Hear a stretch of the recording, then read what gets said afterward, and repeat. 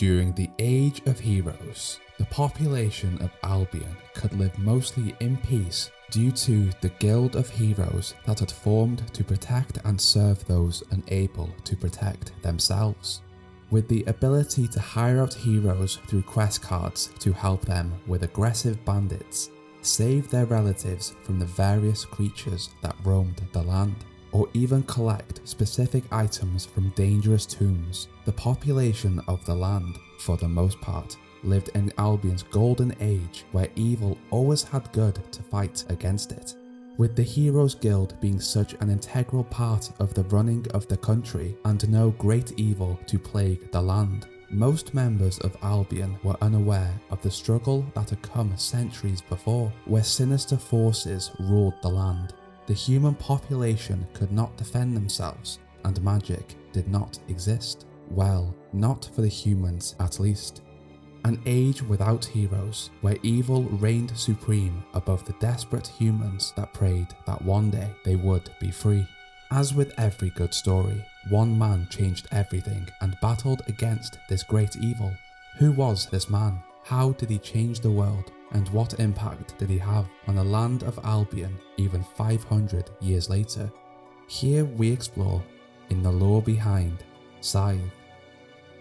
Before there was the Age of Heroes, there was the Age of the Old Kingdom, and before that there was an Age of Misery, where the humans of the land of Albion were under the control of the demonic entities known as the Court.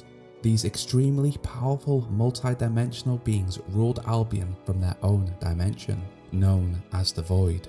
The Void itself was a place of pain and pure evil where only a brave soul would traverse on their own accord.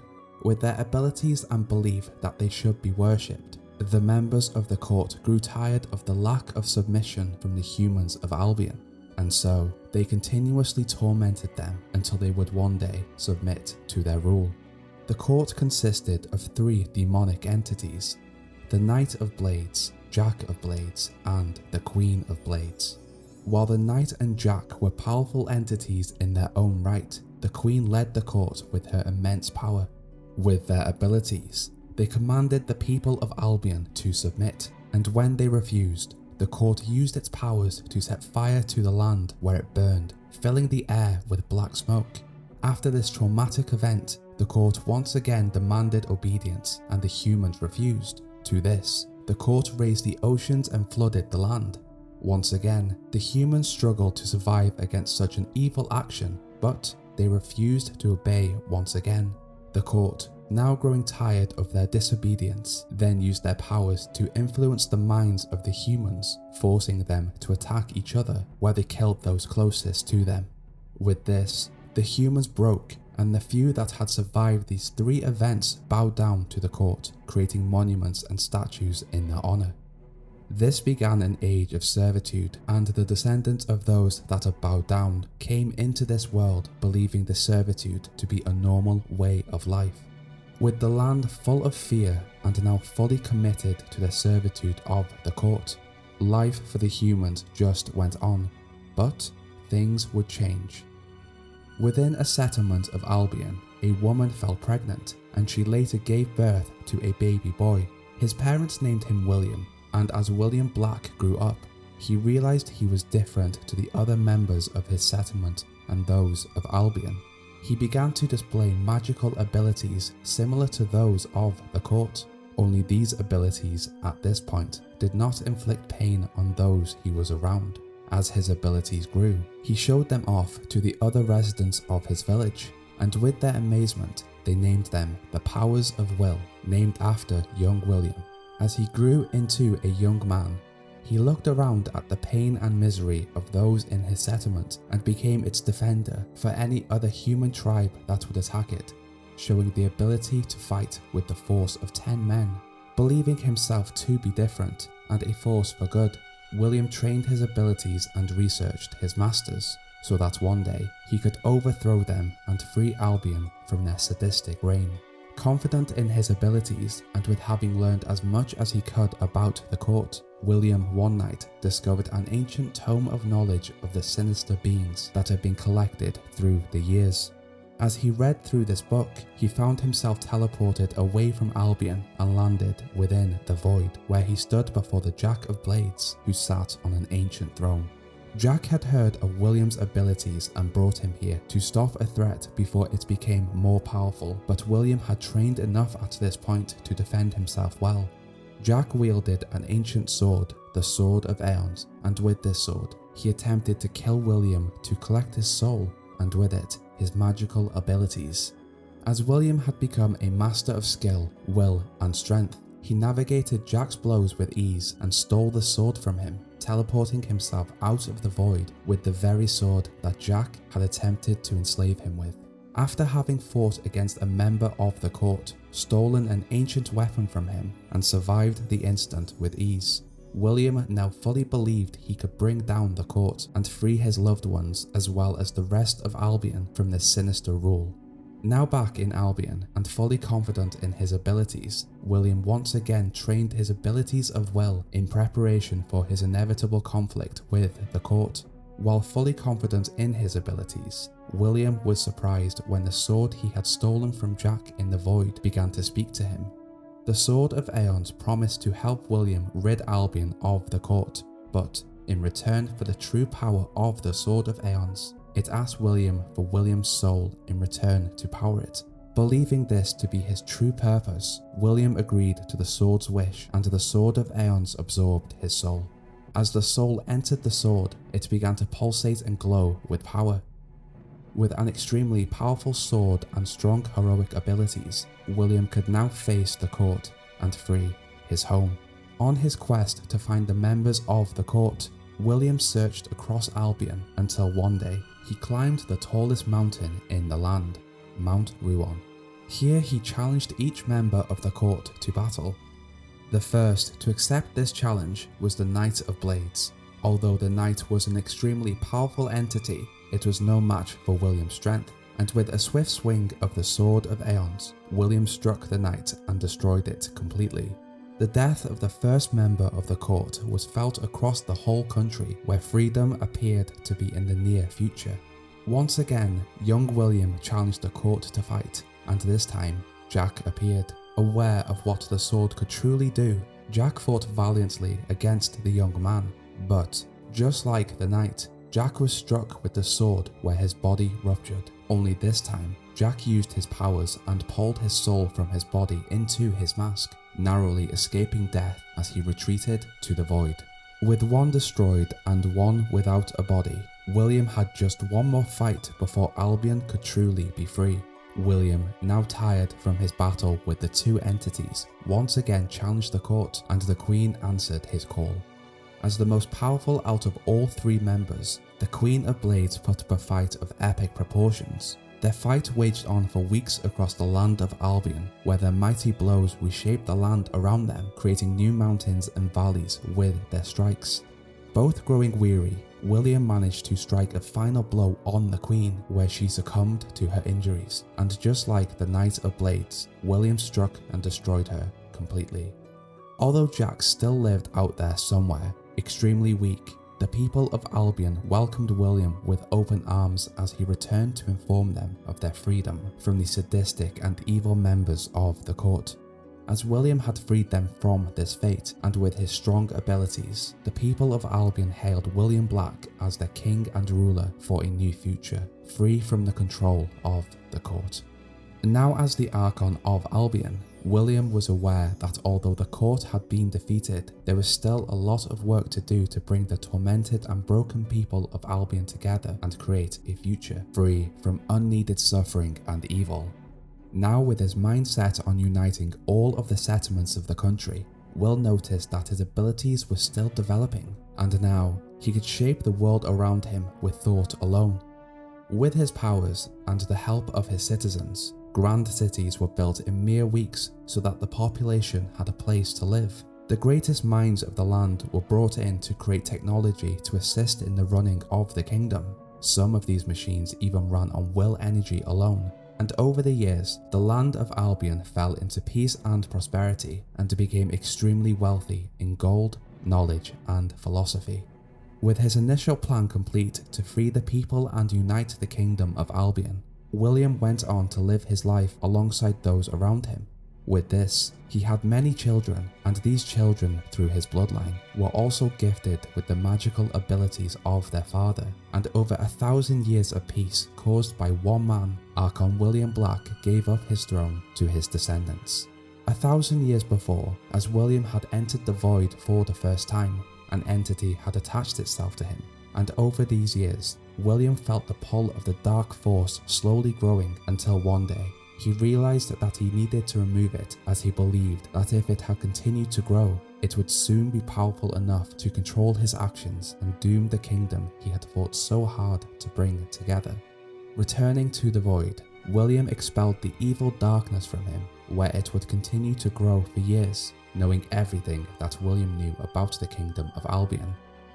Returning to Albion, William could feel the damage that the entity had truly done to his body, and although he had removed as much of the disease as he could, remnants of it still lingered, slowly attacking and decomposing his body and power.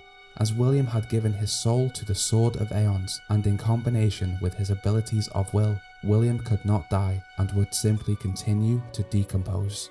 Satisfied with what he had achieved with his life, and now with his children running his kingdom, William could see that some of them had begun to abuse their powers and became cruel to some of their subjects. Weak from his trip to the Void, the disease within having weakened him, and believing he could not adequately control his children, he put on his royal golden armor and a royal blue cloak, disappearing without a trace. With the old ruler gone, William's children began to rule the kingdom in their own way, without the fear of how their father would react to their negative deeds. Over the many years, the rulers of the kingdom became more and more corrupt, treating those without magical ability awfully, just like the court had done to the population of Albion many years before. Over the years, the kingdom grew, but the more the kingdom expanded into new areas, the more the residents of Albion feared their rulers' corruption. With constant corruption and the constant need for power, the final Archon had a giant tower constructed that could grant its user a single wish. On the day of its activation, the spire exploded, destroying the kingdom and the residents within, the kingdom that young William Black had overthrown the court to create. Returning to Albion after his kingdom's destruction, William found the land to be the exact opposite of what it had been when he had left. The people here lived once again in fear. Food and water were extremely limited. Bandits attacked settlements in order to steal their supplies, and the weakest of the land did not survive. After having been away for such a long amount of time, and still dealing with the disease inside of his body, William could not fight as well as he used to, and so he searched for someone that could unite the land, just as he had done thousands of years before. With this, he discovered a bandit called Nostro. With his abilities of will, William could see that Nostro could be a great man and did possess the abilities of his bloodline that would allow him to unify the land. With some convincing, William introduced himself as Scythe and trained Nostro to become a great fighter. Later, they searched the land of Albion for those with the Archon's bloodline, so that Nostro could lead those with powerful abilities to heal the troubled land. With having found many with these abilities, they opened the Heroes Guild of Albion, and word spread that any that possessed the heroic abilities of skill, will, or strength could join and aid Albion under the leadership of Nostro. With his work done, William took a step back and watched from afar to see how Nostro would lead the future generation of Albion. As corrupting forces took over Nostro and the message of the guild began to fail, Scythe could only watch in disgust as he had been let down once again by one of his children. To this, Scythe left Nostro to his fate. As the guild slowly became a house for mercenaries, those Nostro had ruled over slowly left him, and many turned against him. With this, one night an assassin slipped poison into his food. As he became ill and aware of his fate, Scythe appeared to him and stayed with him in his final moments. Although Scythe was disappointed, he had trained this man, and in some capacity, he truly cared for him. After Nostro's death, Scythe left and waited for someone new to appear to him that could unite the Heroes Guild and bring back peace and prosperity to Albion. To his luck, a younger member of the guild, Weaver, showed potential, and with a group of other guild members, he overthrew the resume of the guild, turning it back into what it was originally intended to be, a place for the people of Albion to ask for help, and where those of heroic potential could retain balance in the world. To this, Scythe returned and announced Weaver as the new guildmaster and Maze as the guild leader. Around this time, Scythe became aware of a darkness entering Albion, and he needed the Heroes Guild to guide the sons and daughters of Albion to confront it when it finally struck. After thousands of years of recovery, Jack of Blades had entered Albion using his mask as a conduit to possess powerful heroes across the land. Now strong enough to fight, he searched for William to reclaim the Sword of Aeons that had been stolen from him.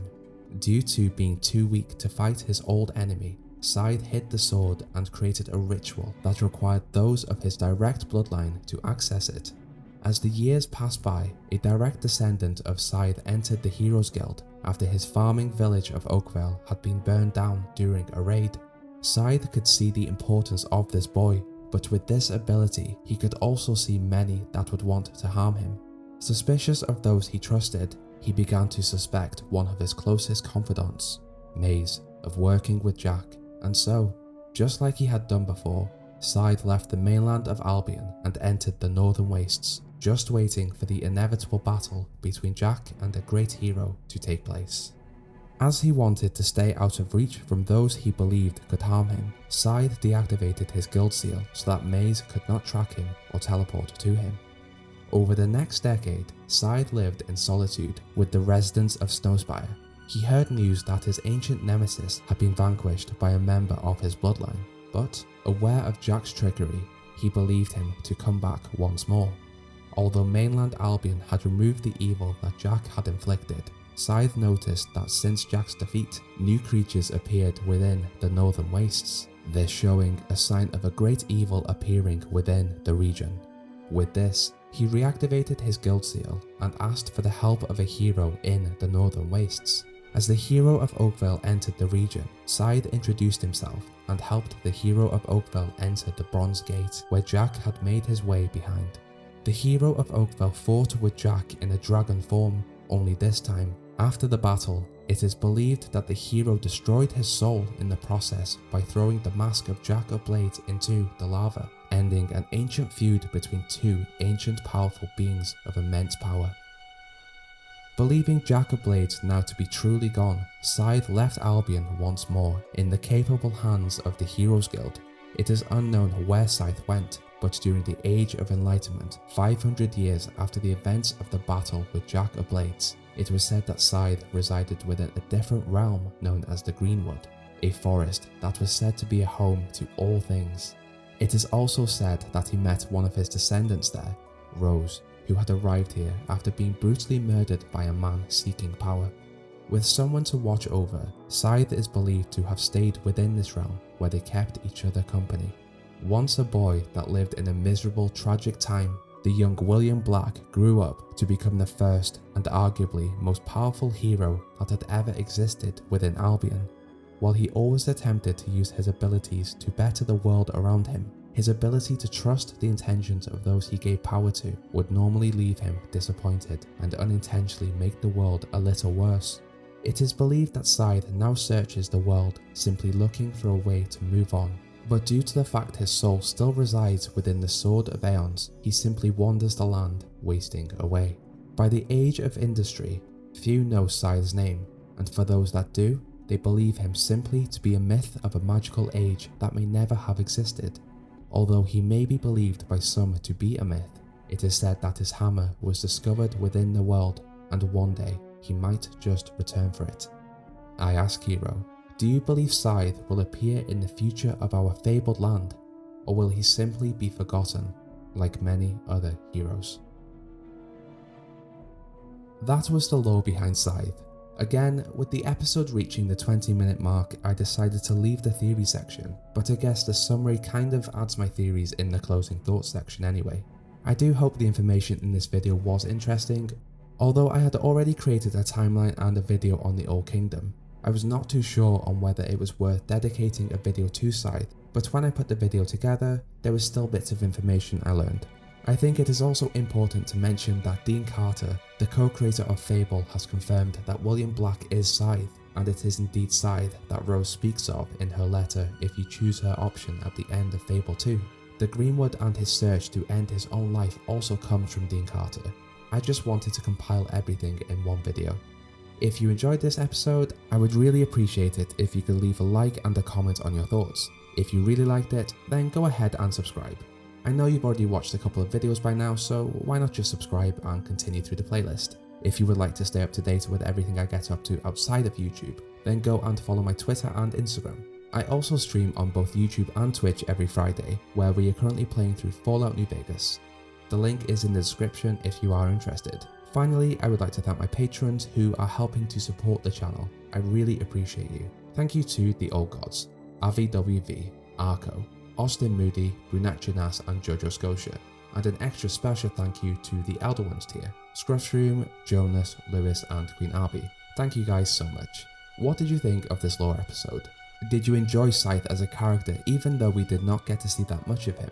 Would you like a Fable game set in the Old Kingdom where we play through his story? Do you think Jack is truly dead, or do you think he once again faked his own death? In my opinion, I would happily play through a Fable game set during the Old Kingdom. I would not want to play as William though, maybe his son or daughter, where you have to protect the kingdom. If you have any suggestions for future Fable lore videos or any future Fable theory videos, please let me know. I do have a long list to get through, but the interesting ones always seem to get bumped to the top. Now Hero, enjoy your day. Bye.